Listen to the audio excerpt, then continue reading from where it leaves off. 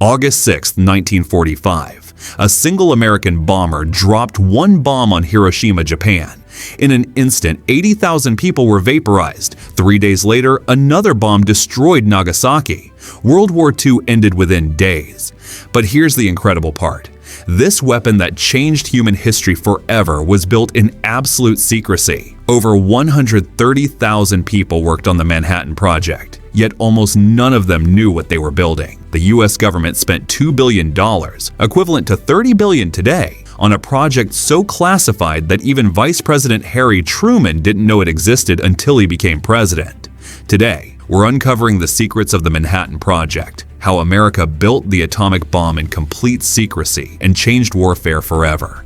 This is the story of the most expensive and consequential secret project in human history. The Manhattan Project began in 1942, but the story starts earlier. In 1939, Albert Einstein sent a letter to President Franklin Roosevelt warning him that Nazi Germany might be developing an atomic bomb.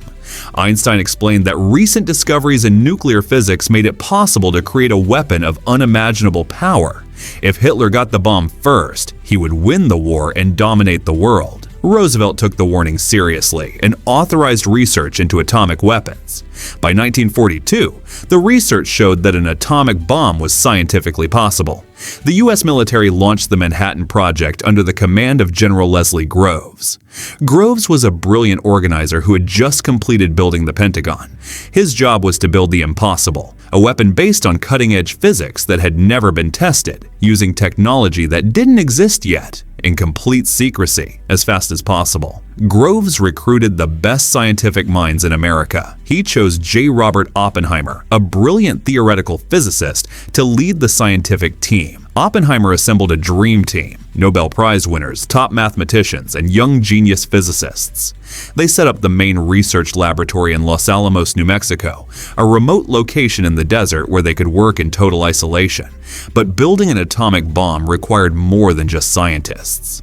The project needed massive industrial facilities.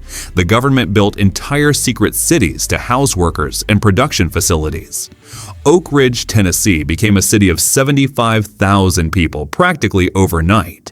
Hanford, Washington grew to 50,000 workers. These weren't small operations. Oak Ridge alone used more electricity than New York City, yet most workers had no idea what they were building. The secrecy was extraordinary. Workers were divided into compartments. Each person only knew their specific job. A woman operating a control panel at Oak Ridge was enriching uranium, but she thought she was just monitoring dials. Technicians assembling components had no idea they were building bomb parts. Even scientists working on different aspects of the project weren't allowed to discuss their work with each other. Need to know was absolute. The government used cover stories and misdirection. The project was called Manhattan Engineer District to make it sound like a routine construction project in New York. Facilities were labeled as producing materials for the war effort, which was technically true, but incredibly misleading. Mail was censored, phone calls were monitored, and anyone who asked too many questions was immediately removed from the project. The Manhattan Project had to solve two major technical challenges. First, producing enough fissionable material, either uranium-235 or plutonium-239. Natural uranium is mostly uranium-238, which can't be used for bombs. Only 0.7% is uranium-235, the explosive isotope. Scientists had to separate these isotopes, but they're chemically identical.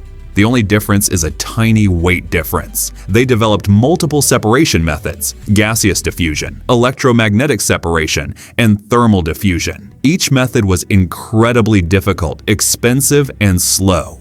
The Oak Ridge facility used gaseous diffusion plants that stretched for miles. Uranium was converted to gas and pushed through thousands of barriers with microscopic holes. Lighter uranium-235 atoms passed through slightly faster than uranium-238. This process had to be repeated thousands of times to get weapons-grade uranium. It took years and consumed enormous amounts of electricity. For plutonium, they built nuclear reactors at Hanford, Washington. These reactors converted uranium-238 into plutonium-239 through neutron bombardment. The Hanford reactors were the first large-scale nuclear reactors ever built. Workers had no idea they were operating nuclear reactors. They thought it was some kind of chemical production facility. The The second challenge was designing the actual bomb mechanism. Scientists developed two different designs. The uranium bomb, called Little Boy, used a gun-type mechanism. One piece of uranium was fired into another piece to create critical mass and trigger the explosion. This design was simpler but required more uranium. The plutonium bomb, called Fat Man, used a more complex implosion design. Conventional explosives surrounded a plutonium core. When detonated, they compressed the plutonium into critical mass. This design was more efficient but incredibly difficult to perfect.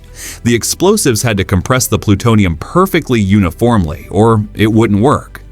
On July 16, 1945, everything came together at the Trinity test site in New Mexico. At 5:29 a.m., the world's first atomic bomb was detonated. The explosion was beyond anyone's expectations. It created a fireball reaching 7 miles into the sky, temperatures hotter than the sun, and a shock wave felt 100 miles away. The desert sand was fused into green radioactive glass. Oppenheimer famously quoted Hindu scripture, "Now I am become death, the destroyer of worlds." 3 weeks later, Little Boy was dropped on Hiroshima. The city was destroyed instantly. 3 days after that, Fat Man destroyed Nagasaki. Japan surrendered on August 15th, ending World War II. The Manhattan Project had succeeded. America possessed the ultimate weapon. But success came with costs. The project employed 130,000 people at its peak. It cost over $2 billion, more than any military project in history at that time. Workers at production facilities were exposed to radiation without knowing it. Many developed health problems years later, and the atomic bomb introduced humanity to the nuclear age, beginning the Cold War arms race that would define the next 50 years. The Manhattan Project remains the most ambitious secret scientific program ever undertaken. In just 3 years, America went from theoretical physics papers to functional atomic weapons. The secrecy was so effective that even after Hiroshima, many Manhattan Project workers didn't realize they had helped build the bomb. The project proved that with enough resources, organization, and determination, humans could achieve the impossible. It also proved that scientific advancement comes with profound moral responsibilities. The atomic bomb ended World War II, but began the nuclear age. What do you think? Was the Manhattan Project justified? Drop your thoughts in the comments and subscribe for more World War II history. Thanks for watching.